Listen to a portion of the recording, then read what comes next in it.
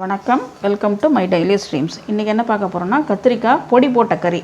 அது பண்ணினா ரொம்ப டேஸ்ட்டாக இருக்கும். எப்படி பண்ணுறது பார்க்கலாம் வாங்க. அதுக்கு ஒரு கடாய் எடுத்துட்டுருக்கேன். ஒரு 4 டீஸ்பூன் எண்ணெய் விட்டுருக்கேன். இந்த ஃப்ரைக்கு கொஞ்சம் கூட எண்ணெய் விட்டு பண்ணால் தான் நல்லா டேஸ்ட்டாக இருக்கும். அதனால் இதுக்கு கூட எண்ணெய் விட்டுருக்கேன். 4 ஸ்பூன் விட்டுருக்கேன். நான் ஒரு 350 கிராம் கத்திரிக்காய் எடுத்துட்டுருக்கேன். எண்ணெய் சுடட்டும். எண்ணெய் சுட்டுறது. அரை டீஸ்பூன் கடுகு நல்லா வெடிக்கிறது. இப்போது ஒரு அரை டீஸ்பூன் கடலைப்பருப்பு, அரை டீஸ்பூன் உளுத்தம்பருப்பு. இப்போ பெருங்காயம் போட வேண்டாம், ஏன்னா நான் இதுக்குன்னு ஒரு பொடி தயார் பண்ணி வச்சுருக்கேன். அதை காமிக்கிறேன், எப்படி பண்ணுறதுன்னு சொல்கிறேன். அதை போடணும் கத்திரிக்காயை போட்டுட்டு. அதுக்கு முன்னாடி 2 கருவேப்பிலையும் சேர்த்து போட்டுக்கணும்.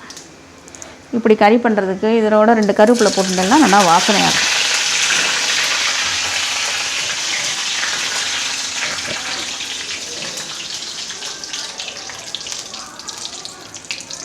அந்த பொடியில் மஞ்சள் பொடி கிடையாது, அதனால் 2 மஞ்சள் பொடி.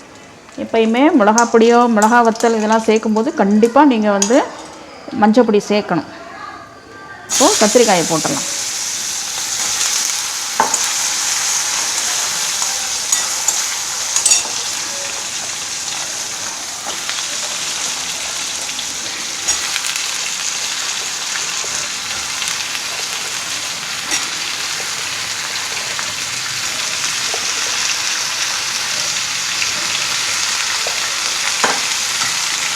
ஆனால் எல்லா கத்திரிக்காயிலையும் எண்ணெய் படும்படி கிளறி விட்டுக்குங்க.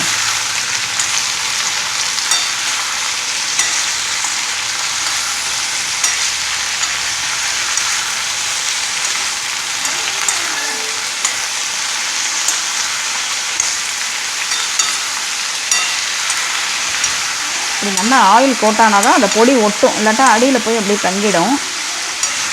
அதுக்கு தான் நல்லா ஆயில் கோட் பண்ணுறாப்புல கிளறி விட்டுக்கணும்.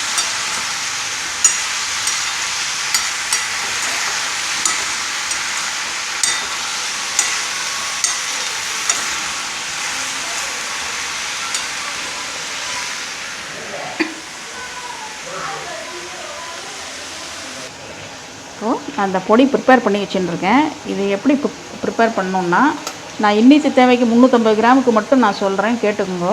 ஒரு 2 டேபிள் ஸ்பூன் தனியா, 3/4 டேபிள் ஸ்பூன் கடலைப்பருப்பு,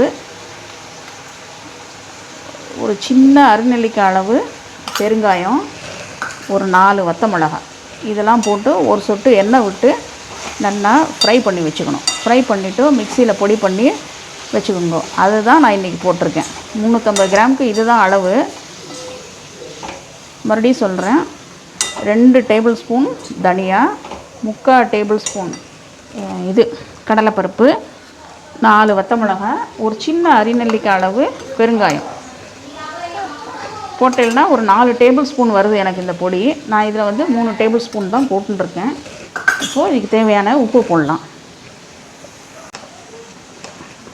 ஒரு அரை டீஸ்பூன் உப்பு போட்டுக்கணும்.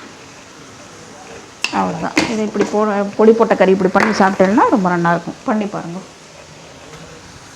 இது வதங்கிறதுக்கு கொஞ்சம் பெருசாக நறுக்கியிருக்கேன். சின்னதாக நறுக்கினா கொசன்னு ஒரு மாதிரி போயிடுமேன்ட்டு கொஞ்சம் பெருசாக நறுக்கியிருக்கேன். வதங்கிறதுக்கு கொஞ்சம் லேட்டு தான் ஆகும். சிம்மில் வச்சுருக்கேன், வதங்கட்டும்.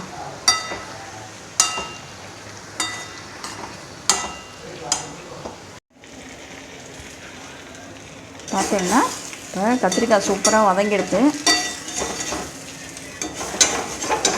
டேஸ்ட் பண்ணி பாருங்கள். பண்ணி சாப்பிட்டுட்டு டேஸ்ட் பண்ணி பாருங்கள், ரொம்ப நல்லாயிருக்கும்.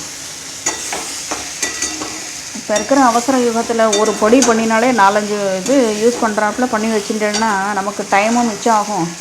வேலைக்கு போகிறவாளுக்கு பேச்சுலர்ஸ்லாம் என்ன பண்ணுறீங்கன்னா, அவங்க ஆற்றுல சொல்லி அம்மாட்ட சொல்லி இந்த மாதிரி பொடி பண்ணி வாங்கி வச்சுட்டேன்னா சாம்பார் பண்ணிக்கலாம். வாழைக்காய் கறி, கத்திரிக்காய் கறி, கூட்டு இந்த மாதிரிலாம் பண்ணி சாப்பிட்டுக்கலாம். பிட்லைக்கெல்லாமே இந்த பொடி போட்டு சாப்பிட்டுக்கலாம். உங்களுக்கெல்லாம் தேங்காய் தேவையில்லைன்னா 2 பொடியை மட்டும் அவசரத்துக்கு போட்டு கூட பண்ணிக்கலாம்.